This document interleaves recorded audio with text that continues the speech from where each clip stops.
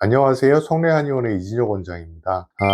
오늘은 치매 진단을 받으면 앞으로 얼마나 수명이 남아있을까요? 라고 물어보시는 질문에 대한 대답으로 코너를 만들어 봤습니다. 어떻게 생각하면 상당히 좀 무거운 주제이긴 하지만 현실을 보는 것도 필요하고 그 안에서 어떤 식으로 해결을 해야 하는지도 봐야 할 것 같기 때문에 조금 무거운 주제이긴 하지만 이런 제목을 선택을 했습니다.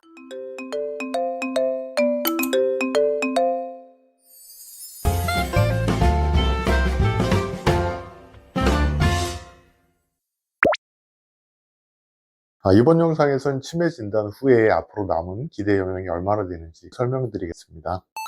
여러 통계들이 나와 있습니다. 한국 통계하고 외국 통계들이 서로 조금씩 차이가 나기 때문에 일률적으로 몇 년이다 라고 얘기를 하기는 조금 힘들지만, 치매라고 진단을 받으신 뒤에 국내 같은 경우는 평균 기대 수명을 9년에서 10년, 전 세계적으로 평균 5년 미만으로 기대 여명을 보고 있고요. 이런 차이가 왜 나오는지도 뒤쪽에서 말씀을 드리게 될 텐데요.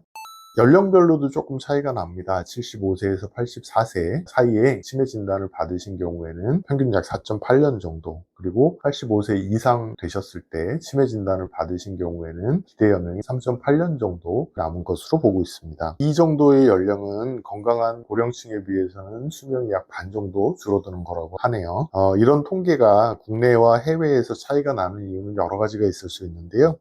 첫 번째로는 의료 환경과 복지 시스템의 차이입니다. 잘 아시는 것처럼 우리나라 같은 경우는 의료 계통의 서비스로 접근하기 굉장히 편한 나라 중에 하나거든요. 쉽게 대학병원이나 병원을 찾을 수 있고 치료도 적극적으로 받을 수 있는 상태고, 치매에 대한 보조 역시 국가에서도 많이 이루어지고 있기 때문에 우리나라의 평균 수명이 좀 더 긴 것이 아닌가라고 생각을 할 수 있습니다. 두 번째로는 생활 방식과 문화의 차이인데요. 가족들이 같이 있는 생활 방식도 치매 환자에게는 크게 도움이 될 수 있고요. 이런 문화들이 치매 환자의 기대 여명에 영향을 미치는 것이 아닌가 생각하고 있습니다. 치매 환자의 성별에 따라서도 기대 여명이 차이가 난다는 보고들이 많은데요. 일반적으로 여자 환자들이 남자 환자들보다 조금 더 높은 비율로 생존하는 것으로 나타났습니다. 이런 것들도 아마 체력이라든지 면역력 같은 차이가 아닌가라고 생각을 하고 있습니다. 그러면 이제 치매에 걸렸을 때 사망하는 원인이 어떤 것인가 하는 것도 한번 알아봐야 될 것 같은데요.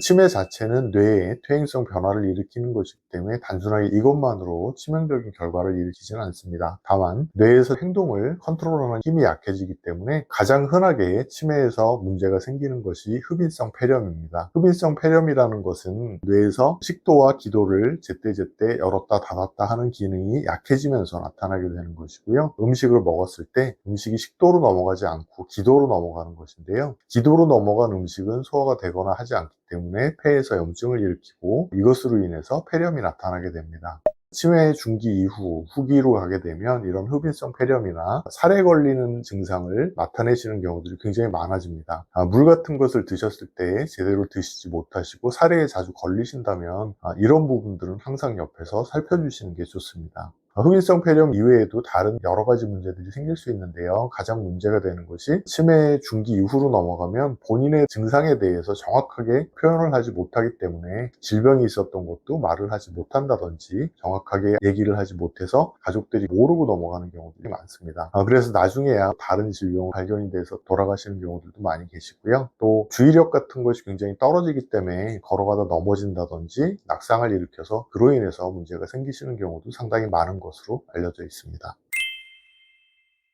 치매 문제가 생겼을 때 최대한 증상을 가볍게 하고 사망률을 낮추기 위해서는 몇 가지 주의하실 것들이 있는데요. 당연한 얘기지만 꾸준하게 치료하시는 것이 가장 좋은 방법이 됩니다. 초기에 발견하시고 빨리 치료하실수록 좋은 상태를 오래 유지하실 수 있다고 생각하시면 될 것 같아요. 그리고 이 치료에서는 한방치료도 상당히 좋은 결과를 얻을 수 있기 때문에 같이 꼭 고려해 보시면 좋을 것 같습니다. 두 번째로는 건강한 생활 습관을 유지하는 건데요. 당뇨나 고지혈증 같은 경우는 치매의 증상을 빠르게 악화시키고 심하게 만들 수 있습니다. 당뇨, 고지혈증 같은 질병들을 잘 관리하시고 운동을 열심히 해주신다면 증상을 가벼운 상태로 오랫동안 유지하실 수가 있습니다. 사회적인 활동을 유지하는 것도 많이 도움이 되는데요.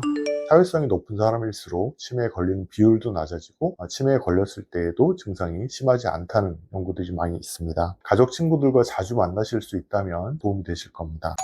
정서적인 안정과 스트레스를 조정하시는 것도 많이 중요한데요. 치매 환자분들 같은 경우에는 주변에 누가 있다고 하더라도 그 사람이 누군지, 이 사람이 어떤 사람인지를 모르시게 되는 경우가 많습니다. 그렇기 때문에 친근한 사람들이 자주 와서 본인에게 따뜻한 말을 해줬을 때와 그렇지 않았을 때 스트레스 받으시는 강도가 굉장히 달라지거든요. 주변의 가족분들이 스트레스를 케어할 수 있도록 조정해 주신다면 훨씬 많이 도움이 될 겁니다. 가족분들이 치매 진단을 받으시면 당황스럽고 막막하고 무서우실 것 같아요. 하지만 꾸준하게 치료를 하시고 관리를 잘 하신다면 앞에서 말씀드린 것처럼 가벼운 상태를 오랫동안 유지하실 수가 있습니다. 그리고 그 과정에서 제일 큰 힘이 되는 것은 가족들의 힘이고요. 가족들이 치매 환자분들에게 따뜻한 환경을 제공한다면 상당히 도움이 되실 겁니다. 오늘 영상이 여러분들의 궁금증에 다소나마 좀 도움이 되셨으면 좋겠고요. 궁금한 점이 있으시다면 언제든지 댓글을 달아주시면 저희가 답변을 드리도록 하겠습니다. 오늘 영상 도움이 되셨길 바라고요. 저는 다음에 좀 더 좋은 내용으로 돌아올 수 있도록 하겠습니다. 오늘 영상 괜찮으셨다면 구독과 좋아요 부탁드리겠습니다. 감사합니다.